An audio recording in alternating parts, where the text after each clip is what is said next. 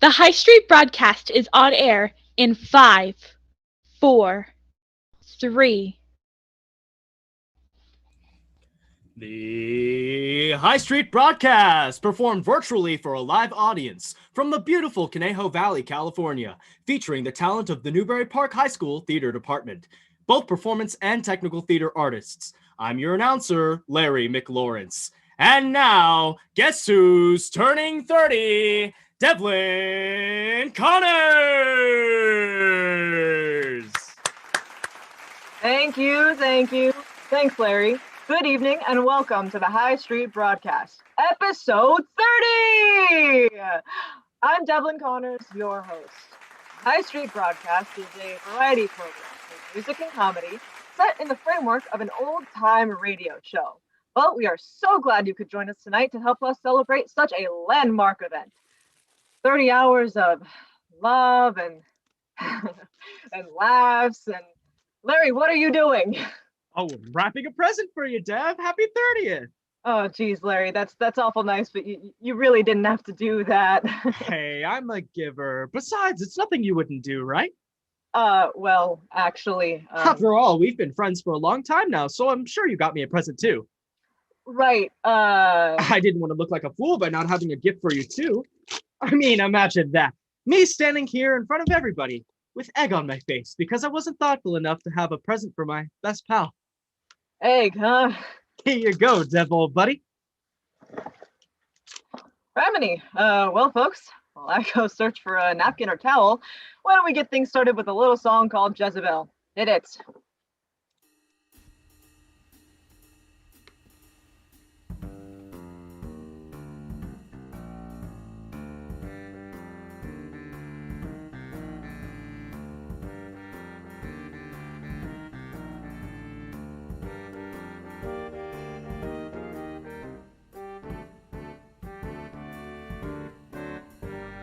Love whispers sweetly, then journeys away, leaving me blue-eyed, but this I can say, the devil's no man, but a soft southern belle. The devil's name is Jezebel. I gave her my heart and she boxed it to go. If her heart was open, there'd be nothing to show. How can one girl conquer an army of men? Then with a wink start to do it again, makes you wonder why. Give it a cry. Ask the Lord above. Why she stolen your love. With a fond farewell. Gee, it's been swell. But Jezebel's done dragged me to hell.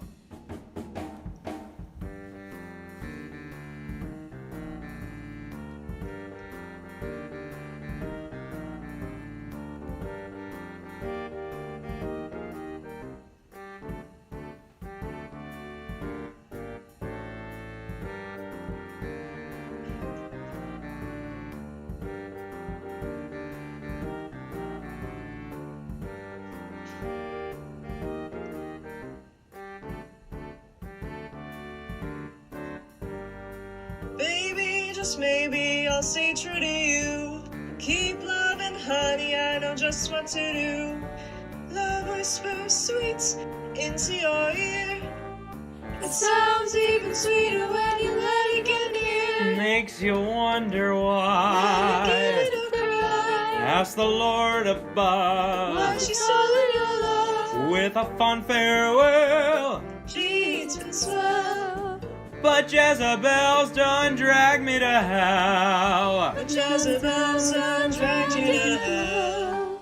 But Jezebel's done dragged me to hell.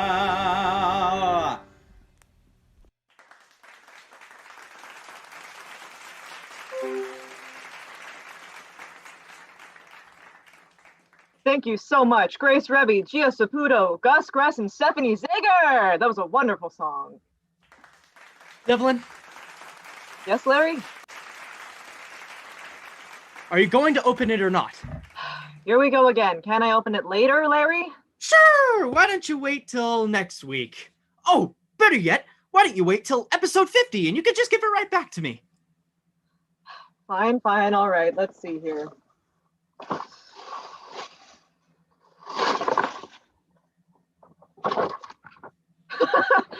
I don't believe it, Larry.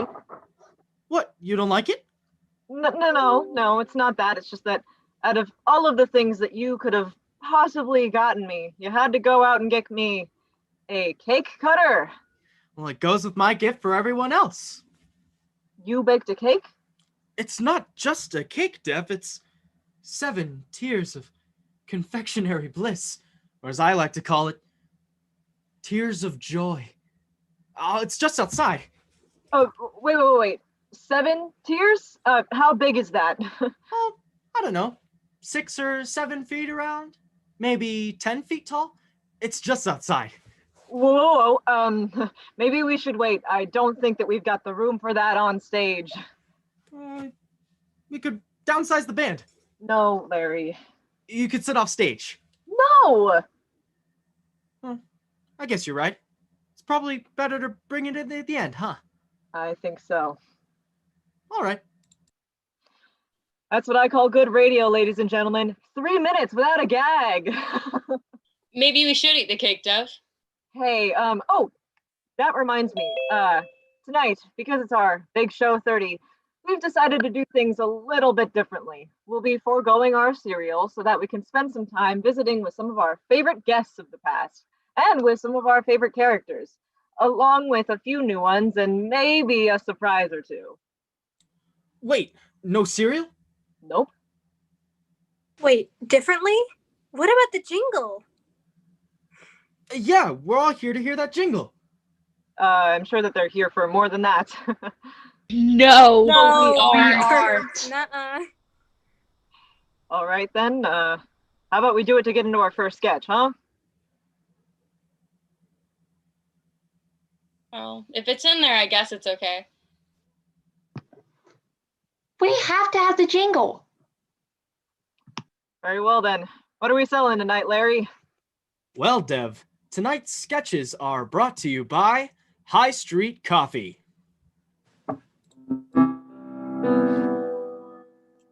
High Street. High Street. High Street.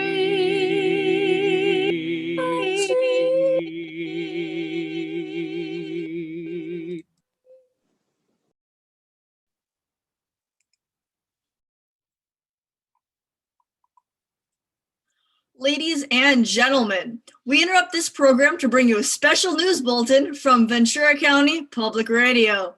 Professor Beckwith of the Mount Wilson Observatory reports observing several explosions occurring at regular intervals on the planet Mars.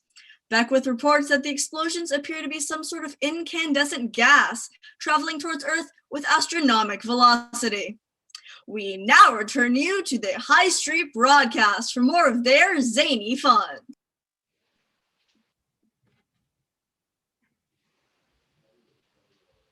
Evening, George. Is it? Yeah, I guess. So, I see you're digging a hole in your backyard again. Am I? Well, that hole isn't digging itself, is it? Isn't it? So, what you doing, George? Nothing. Tra-la-la. I get it. You don't want to tell me, do you? Don't I? Fine, I get the picture. Oh, come on! Why are you digging that hole? No reason. Tra-la-la. You sure are a weird kid. You know that, George Sanderson? Am I? This is the third time this month I've looked over my fence to find you digging a hole in your yard. Is it? So, what are you burying? What do you mean? Are you ever gonna answer me? Answer what? What are you doing? Nothing. Tra-la-la. I'm leaving. Are you? Yes. Really? No, I gotta know. know what? What you're up to? What do you think I'm up to? You tell me. Nothing. Tra-la-la. Give me that shovel. What shovel?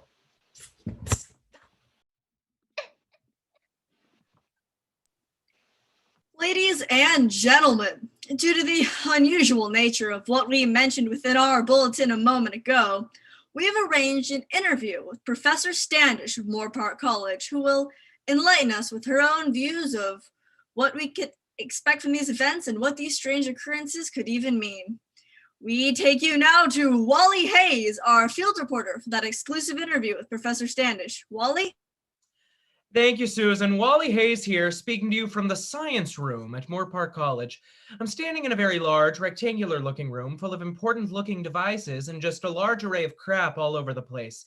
Yes, piles of just stuff. The whole place looks extremely scientific because I feel just as glazed over and numb looking at the junk in this room as any science class I ever took. What you're hearing behind me, Susan, is, well, I don't really know what it is, pretty much have no idea, but it looks scientific and it sounds important. Perhaps numbers are involved. Behind me, just to paint a picture for you, behind me is Professor Standish, standing on a very large thing and looking through what appears to be a kaleidoscope. It's a telescope. Professor, would you be so kind as to explain to our listeners at home what you see as you look towards Mars through your stethoscope? Telescope. We call it a microphone, ma'am. I don't observe anything. I can't hear you, ma'am. I don't observe anything out of the ordinary at the moment. A small red sphere of iron oxide floating through the vast expanses of space.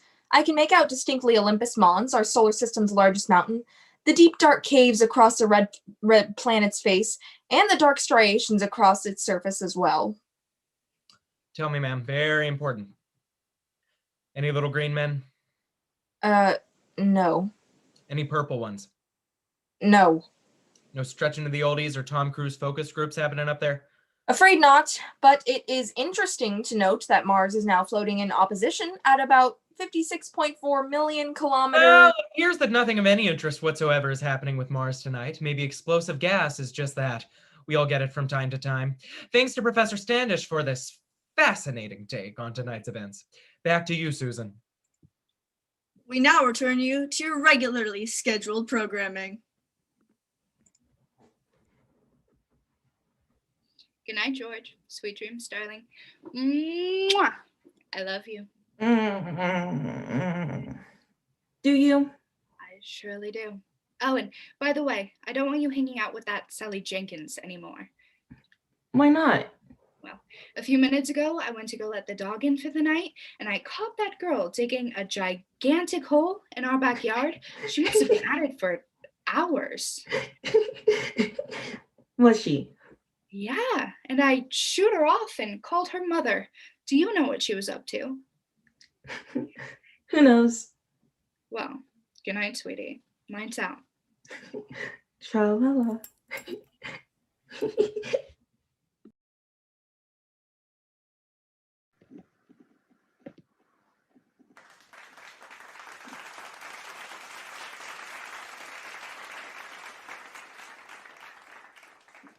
And now, folks, one of our favorite family circles that we've gotten to know over the years comes from a little place called Aberdeen Square. We thought it might be nice to invite them back for a visit again tonight.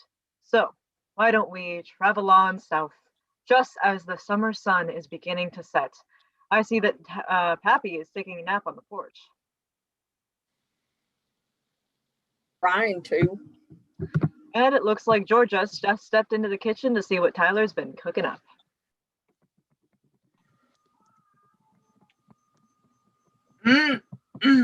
Oh yeah, that is some sweetness there.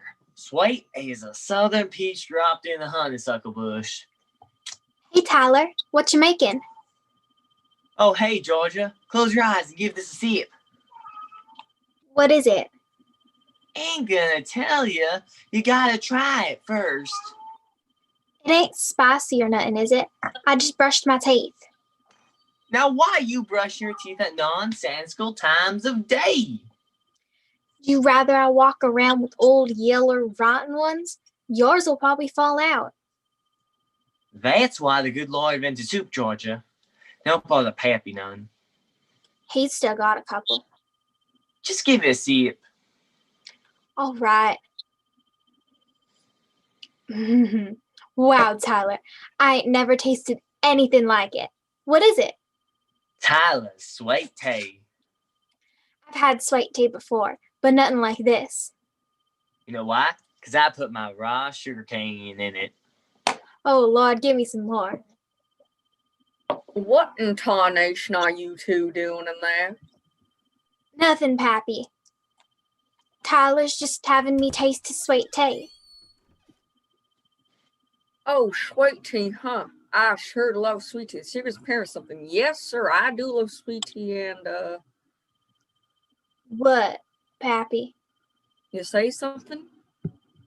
You was just saying how you sure do love your sweet tea and, Must have forgot. You feeling all right, Pappy? Sure am. Never better, 'cause look who showed up at the door. Evening, Georgia. Evening, Georgia. yeah. Tyler, this is Colonel. Pappy and I made his acquaintance last Sunday at the market. Hi, Colonel. How's things? Mighty nice now, Miss Georgia. Mighty nice indeed. My name's Tyler. You sure do lovely tonight, Miss Georgia. Lovely as a soft summer night. You know that there's a real soft summer's night going on right outside? Why don't you visit it? Tyler! What I say? Don't mind him, Colonel. He's just a little thick. Not at all. A big brother should be protected. You know, the Colonel comes from a real nice Southern family, Tyler. Goes way back. He's a real Southern gentleman. I'm sure. He's come a-calling on Georgia. What? Now, Tyler, you and your stepsister to behave yourselves in here. The class I'm discussing in the other room. Did you say they were step brothers and sister? Now, Tyler, you be nice to that fella. Looks like there's enough nice coming from you. That's right, but they think step means they gotta walk each other after church. You take that back. Ow. Take it back. Get off me. I see. Ow, stop pulling my hair, Tyler. You'll get to see she's a real nice girl. Get back here. Ow. Why'd you do that? You hurt? No. How about now? Why you? Evans, Maybe I better go check on them.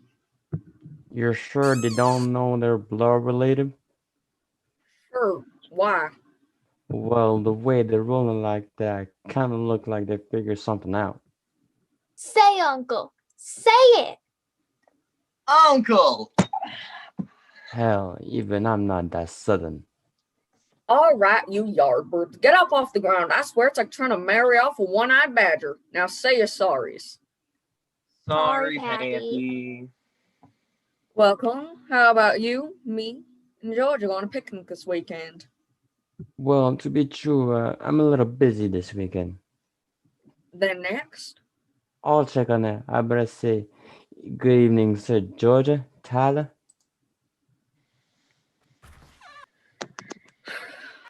For last, we'll say him. I'm real sorry, Pappy. Don't be. He was a bit old for you. He was not. He's dignified. And I bet you think Methuselah's the romantic lead in the Bible. You deserve better. You really think so? I say, it is still too bad. I was really looking forward to that picnic. You can still have your picnic, Pappy. Sure, you two can go. No, Tyler. If Pappy and I are going, you better be there too. I guess I could bring my sweet tea. Oh, sweet tea. I sure love sweet tea and, A what, Pappy? And to soft some night on the porch. Grab the pitcher. Let's go out there. Sure thing.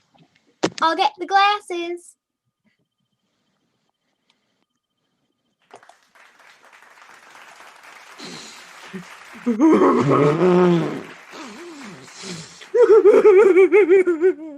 Jeez, Larry, are you all right?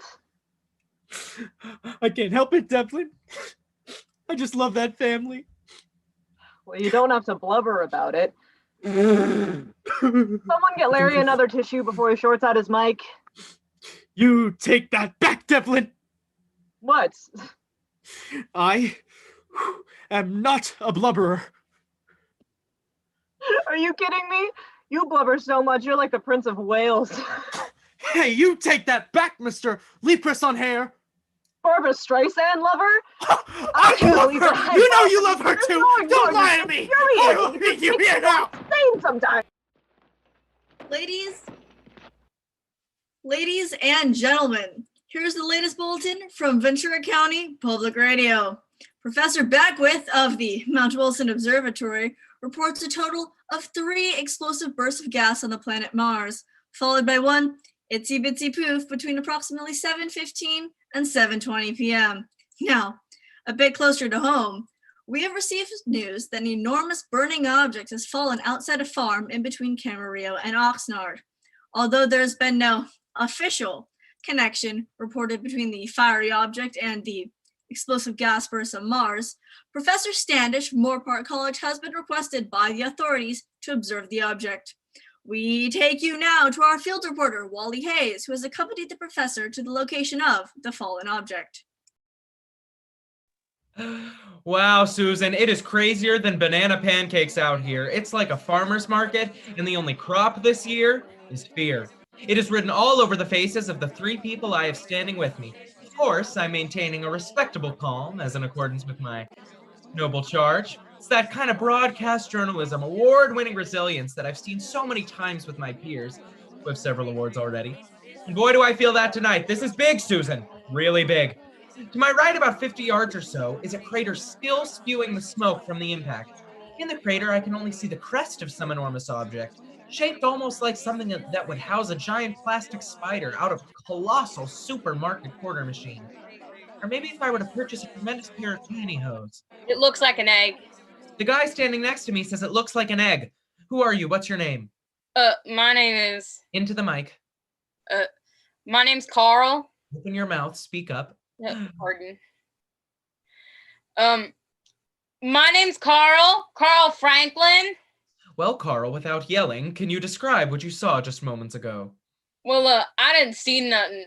I was listening to that High Street broadcast on the radio. Right. And then that Devlin Connor guy came up, and I was kind of falling asleep. And then you saw it. I told you I didn't see nothing. I was listening to that Devlin Connor guy, and then all of a sudden this big, and then this, well, it was like that, but without the scream, exactly. Thank you, sir. Well, it appears that what Hi, Mom. You're finished. Stand over there. It appears the police have arrived and are now beginning to break up a small group of curious spectators that have gathered around the crater. Oh, there's Professor Standish! Professor! Oh, no. Professor, what's your take on all this? Well, the only explanation that I see is that... Make it interesting. Sorry? Nothing. Go on. It appears a meteorite has impacted with Earth in the... Talk like a person. I beg your pardon? Like a normal person. In the vicinity of Camarillo... I can't understand you. A space rock has hit the ground. Where? Moron. Hang on! What the?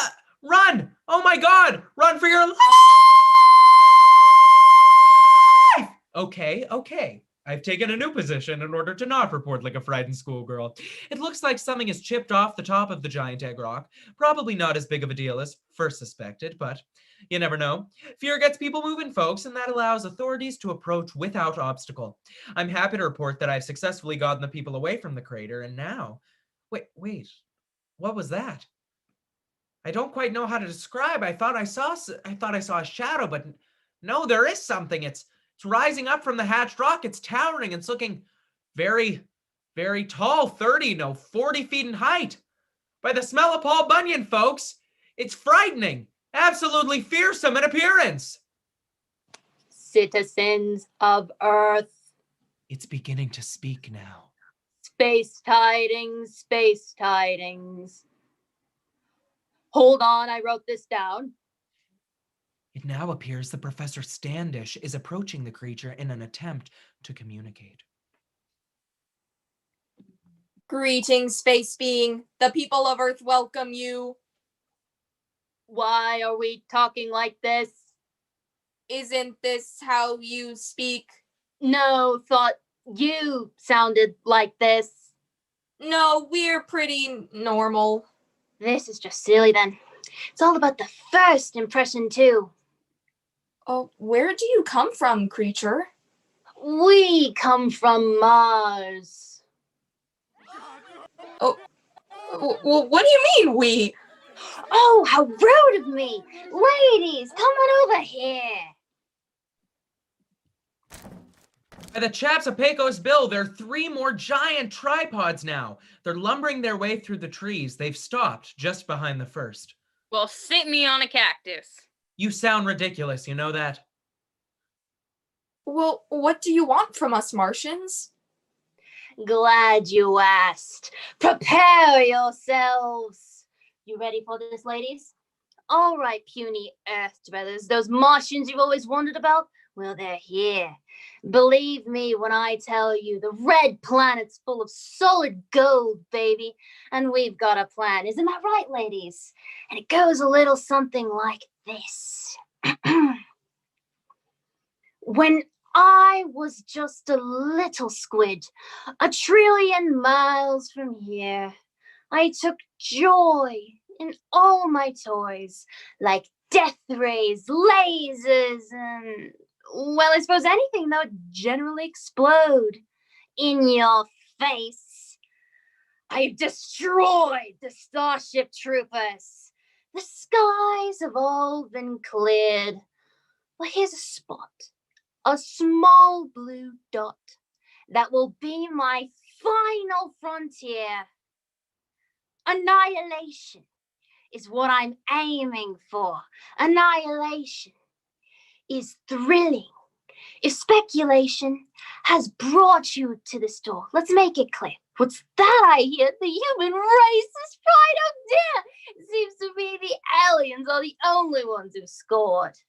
Annihilation's like disaster, but with more guns, more gore, general stuff strewn on the floor. Your monuments have all but tumbled down. Don't you love it?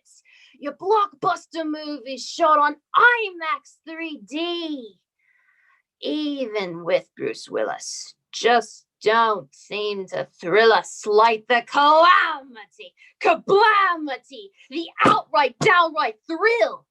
So girls, kick up those tripods and get ready. Annihilation is what we're aiming for. Annihilation is thrilling.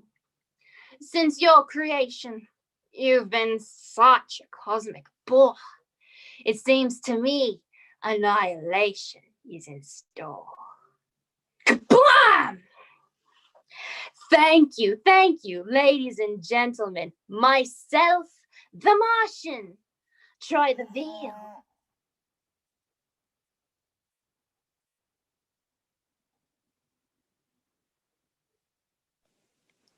Okay, listen here, Martian. You can't speak to us like that. Oh, blow it out your ozone. Listen up, space mites. By tomorrow morning, your planet will be nothing more than a pile of rubble. Your precious history, nothing more than a cosmic hiccup, cured by me throwing you on your scruffy heads. Any questions? Yeah, why do you sound English? Don't mess with the evil space voice, or I'll throw you on a Death Star populated by damn dirty apes, understand? All right, ladies. Let's get this party started. Things are getting bad out here, Susan. It now seems the Martian tripods have started to fire on the crowd. Some of the small group of locals are trying to fight back by throwing anything they can find. The rest have fled. I've taken a position within a rickety outhouse where I can still view things through a crescent-shaped cutout in the door. What I'm seeing now is horrific. Lasers blasting every which way, some striking 20 yards from here, 10 yards. I think Oh.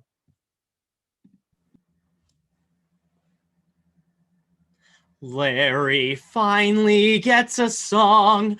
You can hum it all night long. Oh, happy day, let music play, 'cause you love it. Here now is a special news broadcast from Public Radio America. From a small rural section of California comes a horrifying tale straight out of a science fiction picture. I'm Lane Burrows. At approximately 7:20 Pacific time, Ventura County was rocked by what many conjecture to mean their all too familiar tremor. In fact, what shook the ground was not an earthquake, but an object of unknown origin striking the ground in Camarillo just outside Newbury Park. What followed was a series of 3 offensive strikes from, dare we say it, extraterrestrials.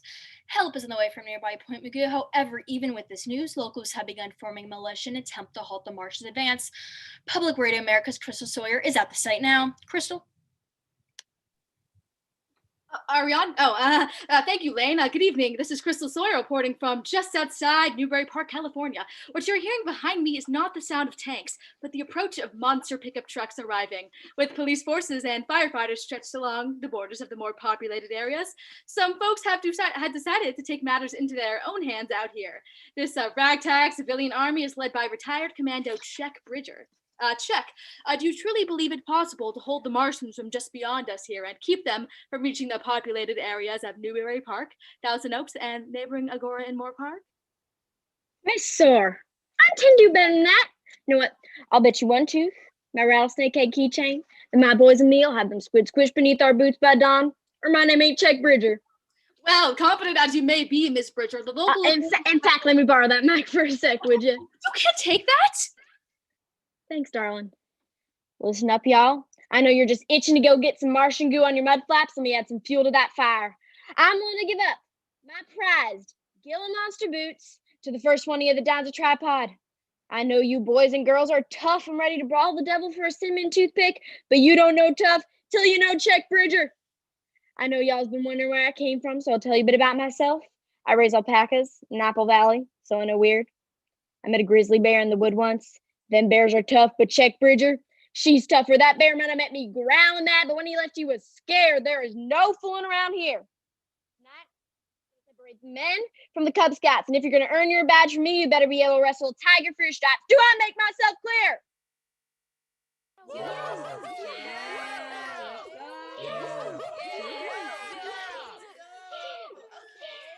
Let's go see what the Martians look like when they're inside out. Wow, well, I'm speechless. There's certainly a great deal of jocular energy rolling around this makeshift camp. I just hope that the Army, National Guard, someone will be able to defend us against these galactic marauders. Hold on, excuse me. Crystal Sawyer, Public Radio America, what's your name? Gwen Thatcher from Moore Park.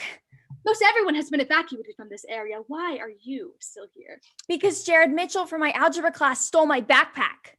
That makes no sense. Hold on, there he is. Jared, come back here. Jared! Gwen? Give me back What my are you backpack. doing here? Give me back my backpack.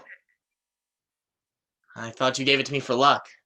No, I asked you to hold it while I gave Gavin Peterson my phone number. Oh. Did you give it to him? No, you ran away. Score. Sorry about that. I thought you wanted me to wear it while I obliterated the aliens. It has all my books in it. Gwen, your books won't be of any good if the Martians win. So I'll carry them as a reminder of all the vast human knowledge I'm protecting while I vanquish these otherworldly invaders. Jared, you aren't going to vanquish anything. Oh, yes, I am. I know of no one more fully trained to dominate and destroy these ill-begotten life forms than I, Gwen. The world needs me. And where were you trained for this? I've mastered multiple game consoles, roleplay, first person, you name it. You're going home. Will you go to prom with me if I stay? No. Then it's decided. I must still win your affection. Jared, quit being so stupid. Would you call the beating of one's heart foolish? Or shout idiot to life's sweet breath? I thought not. But if backpacking up to win the world back for the one I really, really like, i.e. you, if that's stupid, then maybe I am.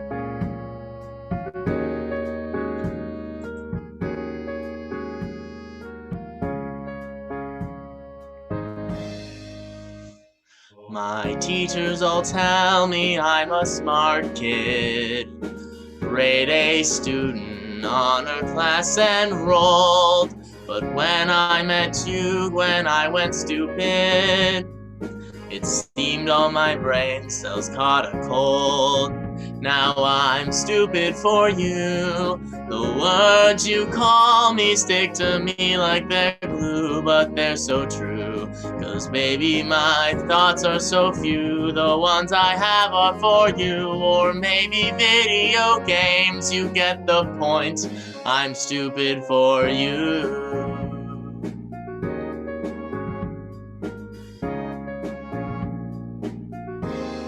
I'm stupid for you, don't ask my IQ. Young love isn't blind so much as it's dumb. I'm stupid for you, a little awkward but true. I'd wrestle 10 polar bears just to prove I'm stupid for you.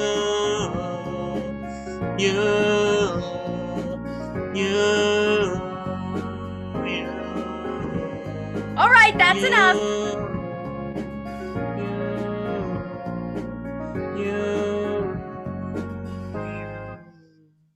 Jared, this is not a game. These aliens are real and they totally want to zap us to death. I know you like me. You don't have to prove it. Or if you do want to prove it, take up football or track. You'd be good at track, not this. Tomorrow I'll take up track, Gwen. Right now, I need to make sure there is a tomorrow. I better go. No, Jared. It appears that the Martians have returned, folks. Seemingly out of nowhere, 3 gigantic tripods have entered the camp. Don't worry, Gwen. We have checked Bridger to lead the way. That's right, son. Listen up, boys. I'm up in the ante. First one to get one of them squiggly slime balls on the ground gets an authenticated numbered glass from Mount Charles Bronson whiskey set. Rise to the occasion. Rising. Ah! It appears that a tripod has just stepped on Chuck Bridger, and no, he's not okay. Jared, don't go. Don't worry, Gwen. I might be stupid for you, but I'm confident in me. I'm afraid it's become much too dangerous for me to stay and report from this location. The aliens are firing heavily now, and I'll try to make contact once more, once I've found a secure location.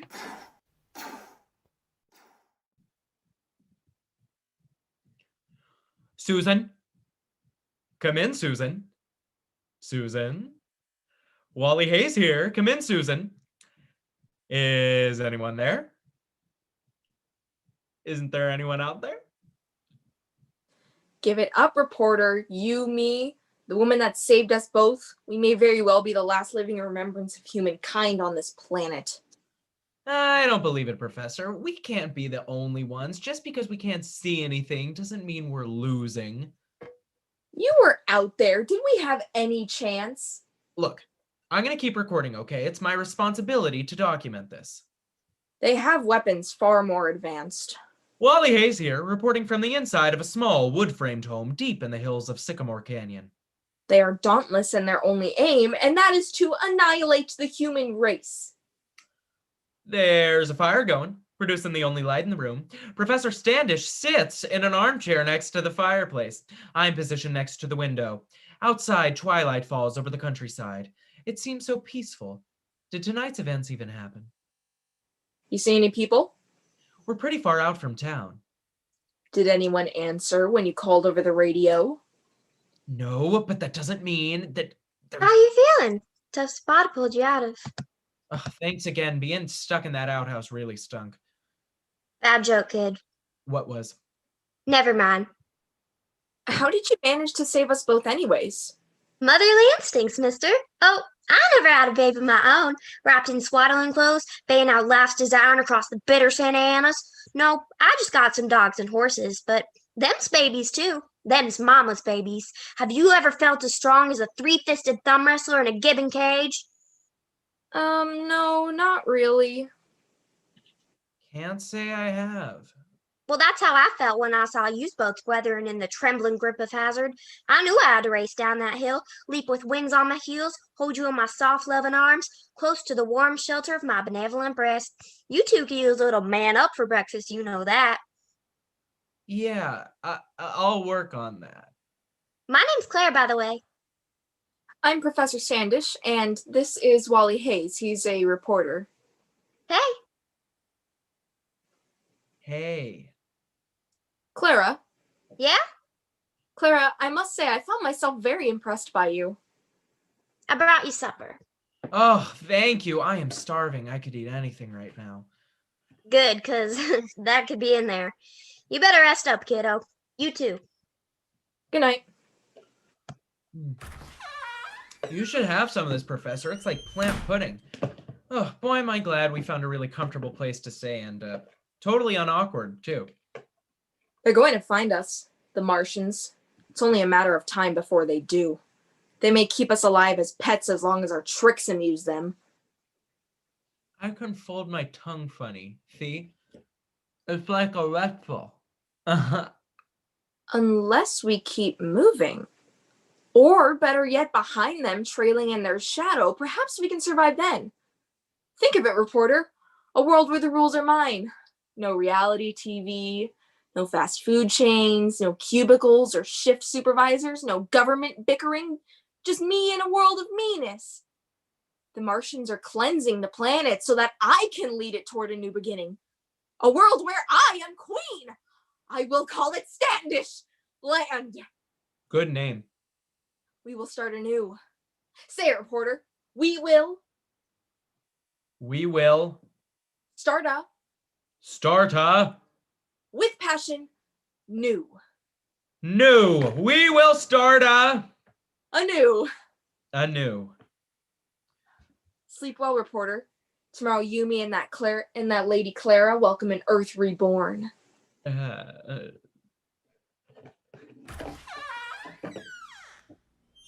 Susan. Come in, Susan. Isn't there anyone there? Isn't there anyone? I can't let this happen. I'll escape out the window. Then I'll find people, because they are out there. I know it. We will find each other, and we will win.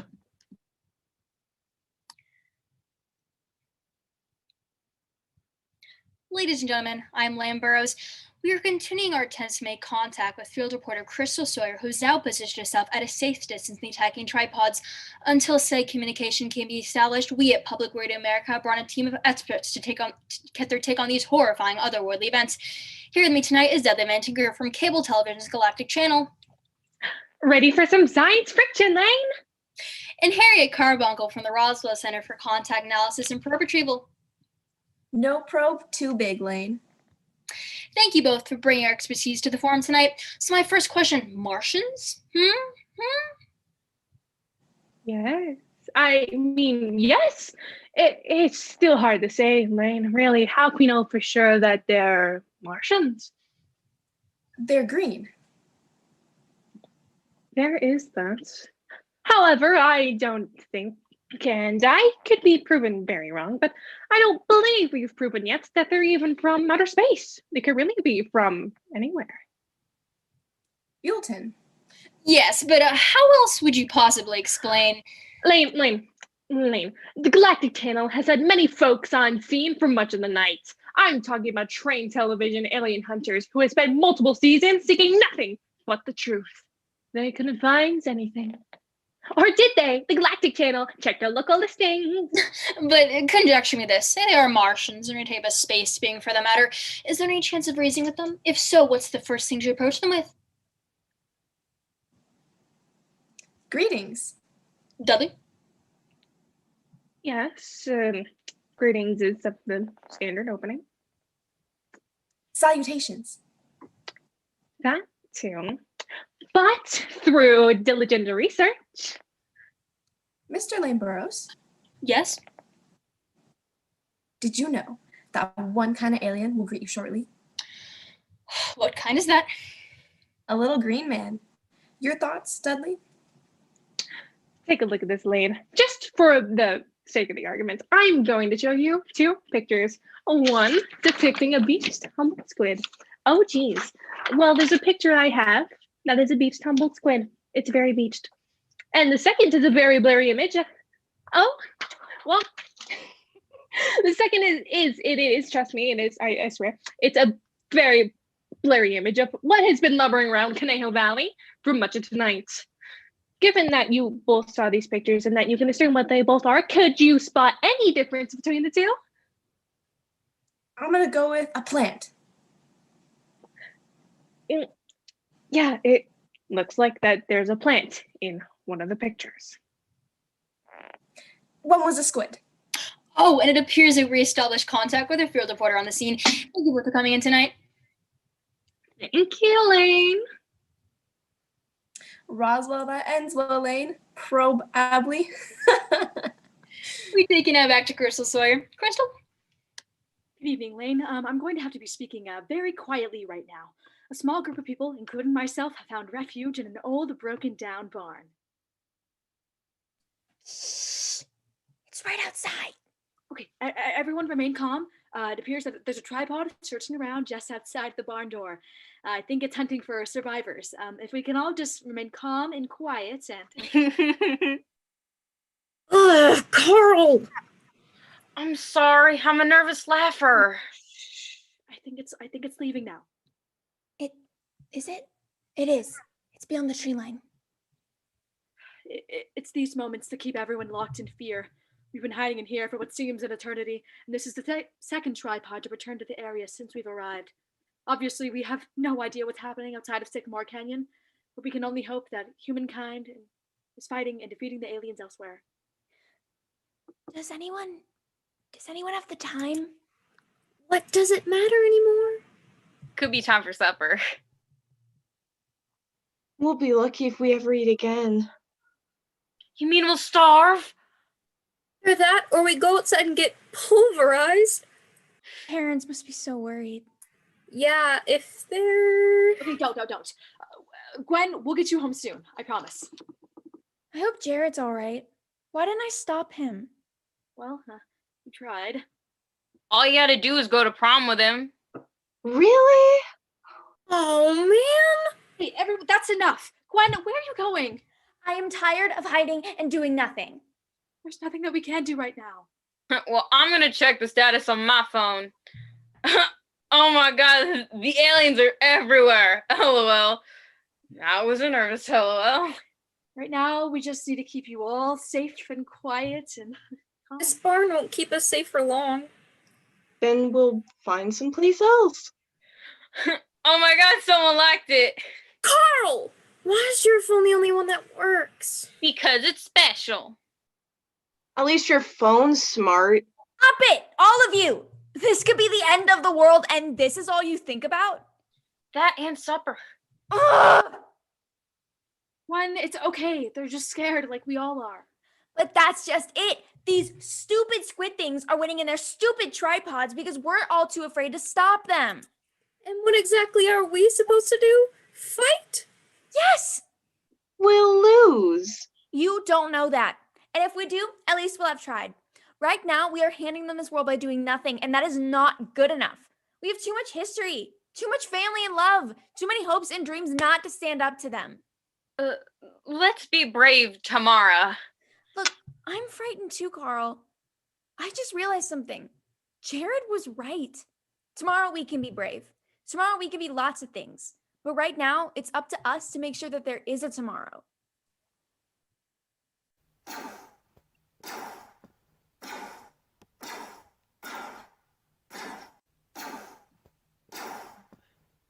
Susan, come in. Are you there? Wally, can you hear us? Susan! Oh, thank God. We're picking you up loud and clear, buddy.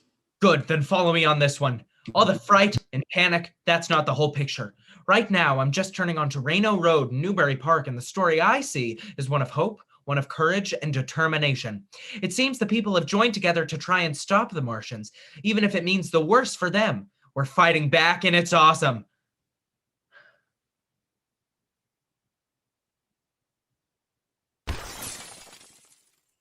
Well, that wasn't so awesome. Oh God, hang on, I need to find a better location. There, I'm now climbing up the back of the theater at school. Lord, that is the biggest cake I've ever seen. All right, almost to the top. Okay, I'm now on the roof of the Performing Arts Center. The view from up here is spectacular. 3 gigantic tripods against the night sky, illuminated by the fire and destruction they have created. And below, the crowd of those fighting desperately to keep their homes and lives. One's turning toward Lesser! They're after me. Oh no. You covered, Carl? The tripods are beginning to turn on them. Hey, you! That's right. I'm talking to the 3 nasty slime balls and the walking tin cans. Looks like you could use a little man up for breakfast. Oh, crap. Maybe that wasn't such a good idea. Oh, and being on the roof might have only limited how far I can run. Super. The action on Reno is fierce at this moment. We found ourselves in a face-to-face war with these creatures. For a moment there, hope and the resistance seemed to be slipping from us.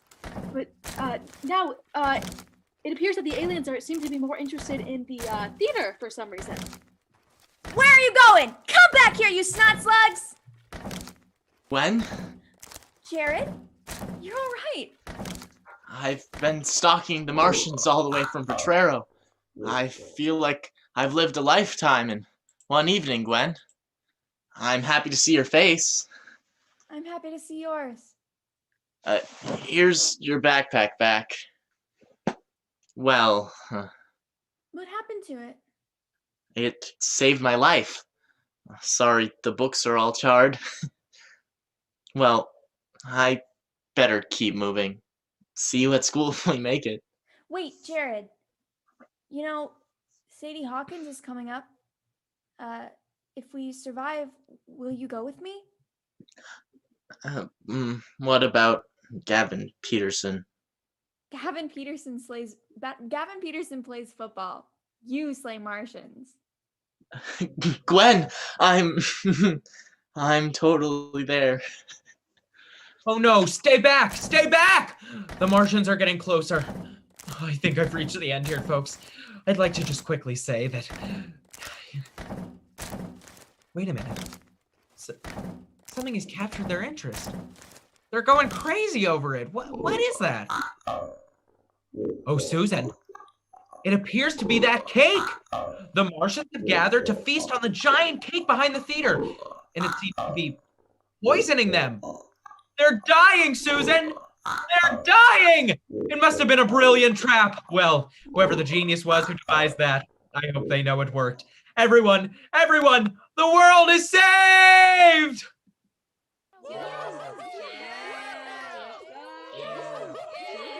Ladies and gentlemen, it appears we have just received outstanding information. It now looks as if we will have weather, and it seems certain there will be news to report. Because the top story tonight, Earth belongs to the human race. I'm Jack Susan. We now return you to your regularly scheduled programming.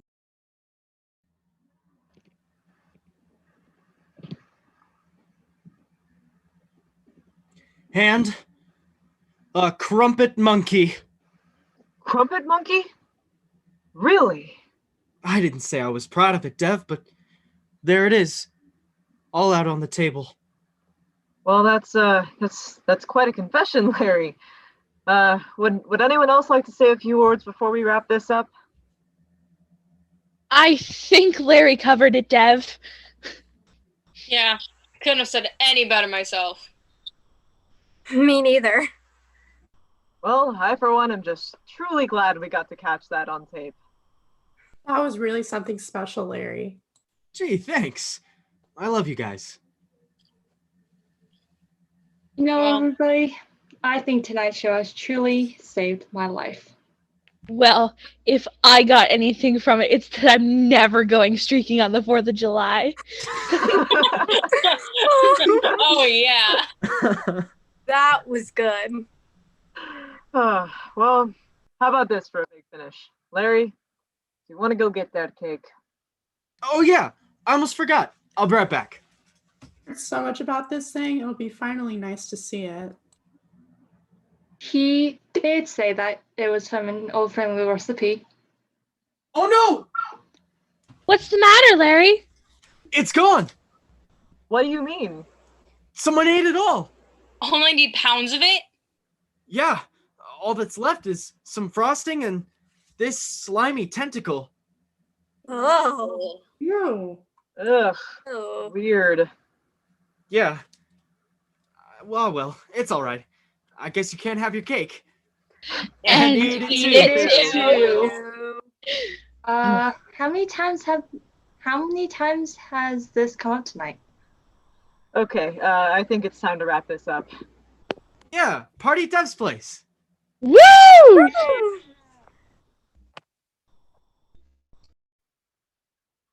Well, folks, we've now spent 30 episodes together. We've shared all the laughter, all the love, and too many wonderful memories to count. And I'm sure that from all of us on stage, we can all agree that we could have never asked for a better audience than you. We can't thank you enough, and we hope to see you again very soon. But that's our show for tonight. So how about another round of applause for everyone in the High Street broadcast?